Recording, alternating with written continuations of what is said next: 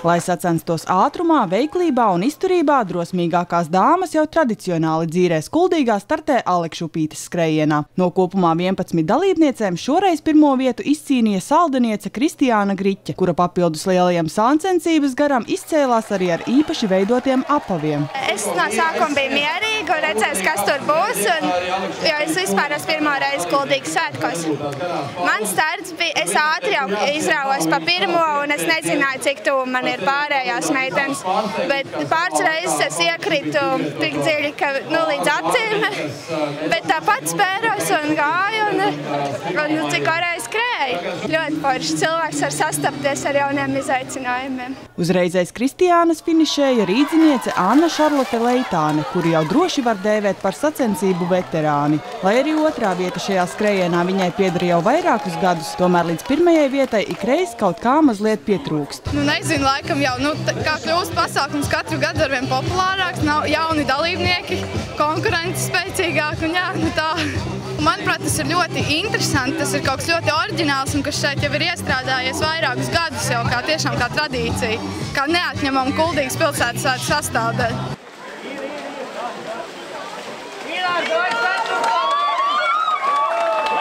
Nemazāk liels azarts bija vērojams vīriešu skrejienā, kur arī dalībnieku bija uz pusi vairāk. Te gan jāsaka, par pirmo vietu nekādu pārsteigumu nebija. Jau vairākus gadus to sev nodrošina ventspilnieks Inārs Pilskungs. Ir jābūt līdzsvaram, lai nezūst pamats zem kājām. Tur arī rezultāts. Bija tāds dziļāks vietas, kur kājas aizķērās, bet tā pārējais tā izskrēja mierīgi. Protams, es piedalīšos arī turpmāk un es gaidu konkurenci. Aiz viņa otrajā vietā finišēja kuldīdznieks Endijs Blūms. Viņš smej, ka tā kā pagājušajā gadā iegūst 3. vietu un šogad 2., tad nākamgad, lai neizjauktu augšupejošo secību, jāmēģina izcīnīt 1. vietu. Taču, protams, arī šogad bijusi cerība finišēt 1. Grūti bija tas, ka es redzu, ka man priekšā ir cilvēks, un es viņu nevaru panākt visu laiku vienu un tā pašu distanci, un nevaru panākt. Tad, neko. Tad tā jau nekas grūts nebija patiesībā. Īpaši arī nekritu, vienkārši skrēju. Normālā tempā. Manuprāt, ļoti lieliska tradīcija. Tā kā visi, kas vēlas, var izmēģināt savus spēkus, var pārbaudīt savu līdzsvaru, savu izturību, un uz priekšu. Es domāju, ja kurš grib izmēģināt savu spēkus un kaut ko ekstrēmu izmēģināt, uz priekšu. Alekšupītes skrejiens noslēdzās arī ar dažām nelielām traumām, taču paši dalībnieki atzina, ka tas ir nieks tik interesantām sacensībām. Tā kā Alekšupītē raksturīgs mainīgs ūdens līmenis, kā arī slidenas grunts, smiltis un akmeņi, tad ik reizi pirms sacensībām organizatori rūpējas arī par upītes tīrību. Tieši pirms dzīrēm tika veikta tāda rūpīga tīrīšana, gan Alekšupītes dīķim, gan pašai upītei, vismaz tajā garumā, ko mēs izmantojam skrējienam. Tā kā mēs arī tādu ekoloģisku labumu dodam, ne tikai. Droši vien savs labums ir arī no tā, ka skrienot uzrauj tās duļķes un izkustina visu tur to dzīvību, kas ir iekšā.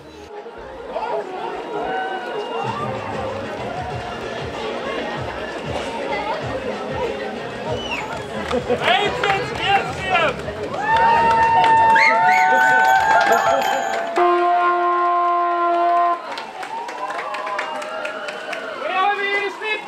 Nāciet uz ķēniņa pili! Nāciet uz ķēniņa pili! Šito par vīru nemūžam! Un šito nemūžam, lai velns mani mūdu rāvis! Šito!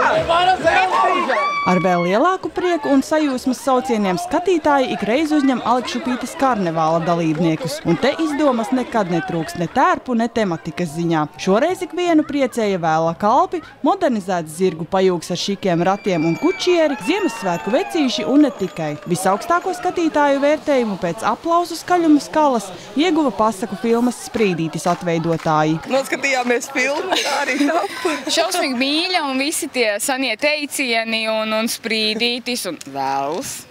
Šitos te pa singuli, šitos un reku sīkstuls ar mums runā. Jā, sīkstuls. Sīkstulien. Visi kopā vienkārši radījam un samazgas un vienkārši brīnišķīgi. Katru gadu ejam, jā. Mēs izvēlējamies filmu tēmu.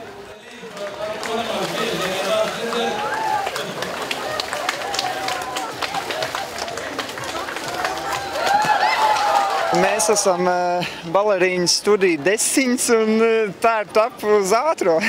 Vienkārši mēs mājās strādājām un sievas māte uztaisīja maskas. Nevar savu māju taisīt, mēs dzīvojam 21. gadsimtā. Nebūs būvatļauj. Tālāk!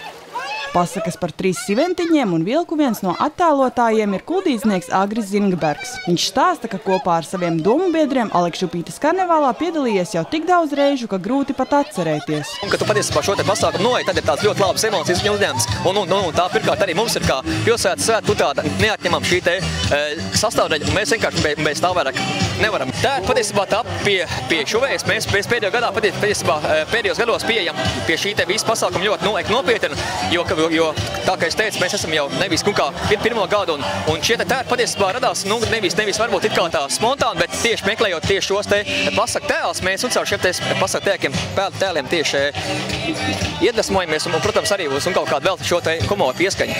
Ne tikai pats karnevāls ir jau ilgadēja dzīru kuldīgā tradīcija. Neatņemama tā sastāvdaļa ir dalībnieku lēciens Alekšupītes dīķī. Tā, godīgi sakot, sākās tā tīri stihiski, un man šķiet, es neņemos tā precīzi apgalvot, bet man šķiet, ka pie tā ir, varētu teikt, pozitīvā nozīmē vainīga komanda, kurā ir tradicionāli mūsu ugunsdzēsēji, kur ir ļoti atraktīvi vienmēr, un man šķiet, ka viņi bija tie, kas aizsāk šo lēcienu. Gadās tur dažādi piedzīvojumi lēcienā, tērps atdalās no lēcēju, un katrs piezemējās ūdenī atsevišķi vai vēl kaut kas tam līdzīgi, bet tādēļ tā ir izrāde. Gan Alekšupītes skrejiens, gan karnevāls jau tradicionāli iesākās pie Kuldīgas kultūras centra un noslēdzās Alekšupītes dīķī pie tiesas nama.